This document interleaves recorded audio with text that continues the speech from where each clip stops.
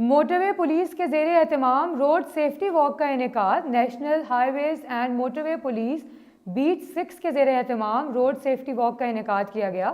تفصیل بتا رہے ہیں ملک امجد اس رپورٹ میں۔ National highways and motorway police beat 6 کے زیر اہتمام government boys elementary school Sawawa کے تعاون سے روڈ سیفٹی واک کا انعقاد کیا گیا، جس میں اسکول کے بچوں، اساتذہ، سول سوسائٹی کے افراد کے علاوہ موٹروے پولیس افسران و ملازمین نے بڑی تعداد میں شرکت کی۔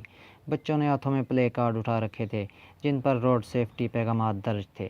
اس موقع پر ڈی ایس پی علی عبد رضوان، ایڈمن آفیسر سید شبیر عباس نے خطاب کرتے ہوئے کہا کہ واک کا مقصد لوگوں میں روڈ سیفٹی کے متعلق شعور کو بیدار کرنا ہے تاکہ لوگ آئے روز کے حادثات سے اپنے آپ کو بچا سکیں۔